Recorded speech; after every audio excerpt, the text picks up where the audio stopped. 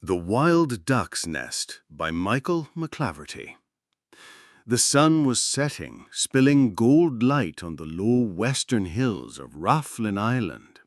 A small boy walked jauntily along a hoof-printed path that wriggled between the folds of these hills and opened out into a crater-like valley on the cliff top. Presently he stopped, as if remembering something. Then suddenly he left the path and began running up one of the hills. When he reached the top, he was out of breath and stood watching streaks of light radiating from golden-edged clouds, the scene reminding him of a picture he had seen of the Transfiguration. A short distance below him was the cow standing at the edge of a reedy lake. Quolm ran down to meet her, waving his stick in the air, and the wind rumbling in his ears made him give an exultant whoop, which splashed upon the hills in a shower of echoed sound. A flock of gulls lying on the short grass near the lake rose up languidly, drifting like blown snowflakes over the rim of the cliff. The lake faced west and was fed by a stream, the drainings of the semicirculating hills. One side was open to the winds from the sea, and in winter a little outlet trickled over the cliffs, making a black vein in their grey sides.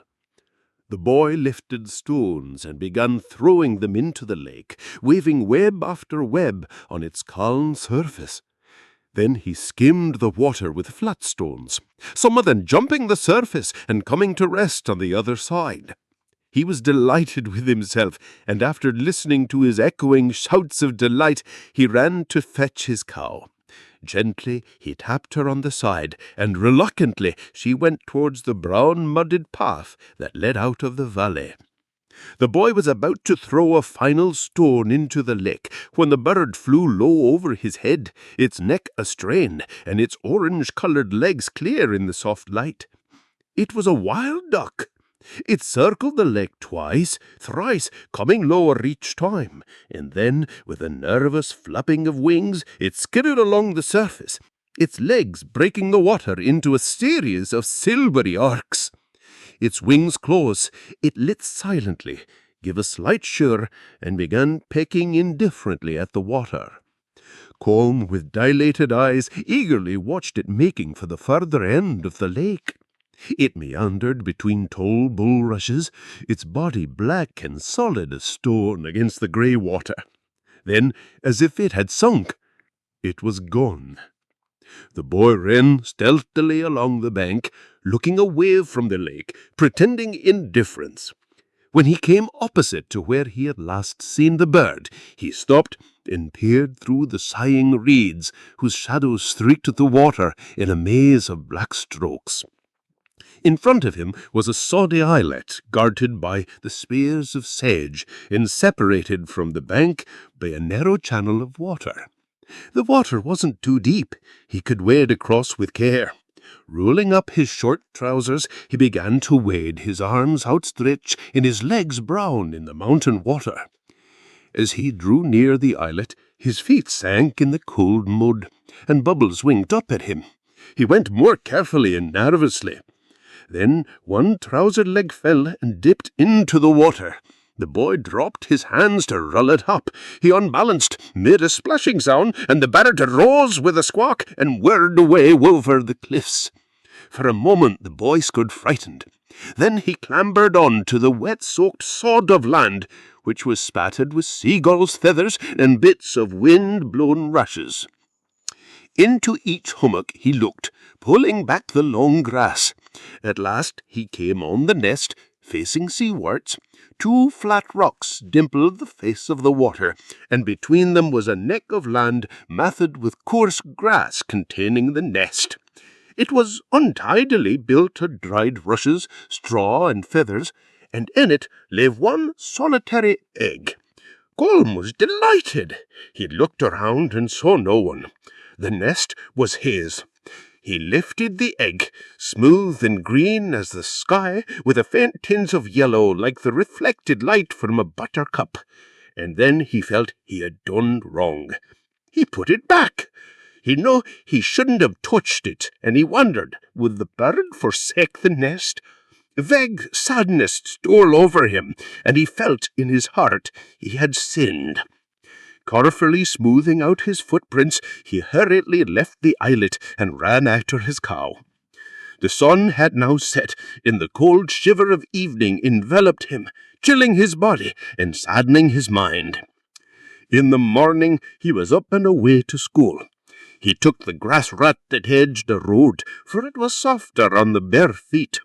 His house was the last on the western headland, and after a mile or so he was joined by Paddy McFall. Both boys, dressed in similar hand-knitted blue jerseys and grey trousers, carried homemade schoolbags. Colm was full of the nest, and as soon as he joined his companion, he said eagerly, "Paddy, I've a nest of wild ducks with one egg." "And how do you know it's a wild ducks you have?" asked Paddy, slightly jealous.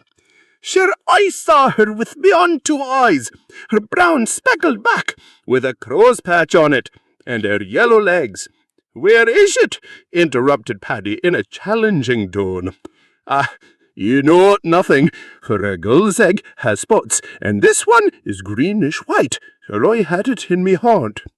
And then the words he didn't want to hear rushed from Paddy in a mocking chant. "You had it in your hand, you had it in your hand, she'll forsake it, she'll forsake it, she'll forsake it," he said, skipping along the road before him. Colm said as if he would choke or cry with vexation. His mind told him that Paddy was right, but somehow he couldn't get into it, and he replied, "She'll not forsake it, she'll not, I know she'll not." But in school his faith wavered. Through the windows he could see moving sheets of rain that dribbled down the panes, filling his mind with thoughts of the lake, creased and stilled with wind, the nest sullen and black with wetness, and the egg cold as a cave stone. He shivered from the thoughts and fidgeted with the inkwell cover, sliding it backwards and forwards mechanically. The mischievous look had gone from his eyes, and the school day had dragged on interminably. But at last they were out in the rain, Colm rushing home as fast as he could. He was no time at all at his dinner of potatoes and salted fish until he was out in the valley now, smoky with drifts of slanting rain. Opposite the islet he entered the water. The wind was blowing into his face, rustling noisily in the rushes heavy with the dust of rain. A moss-chaper, swaying on a reed like a mouse, filled the air with light cries of loneliness.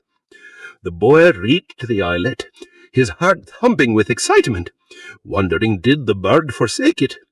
He went slowly, quietly onto the strip of land that led to the nest. He rose on his toes, looking over the ledge to see if he could see her. And then every muscle tightened. She was on, her shoulders hunched up, and her bill lying on her breast as if she were asleep. Colm's heart hummed wildly in his ears. She hadn't forsaken. He was about to turn stealthily away. Something happened. The bird moved, her neck straightened, twisting nervously side to side. The boy's head swam with lightness. He stood transfixed. The wild duck, with a panicky flapping, rose heavily and flew off toward the sea. A guilty silence enveloped the boy. He turned to go away, hesitated, and glanced back at the bare nest. It'd be no harm to have a look. Timidly he approached it, standing straight and gazing over the legs. There in the nest lay 2 eggs. He drew his breath with delight, splashed quickly from the island, and ran off whistling in the rain.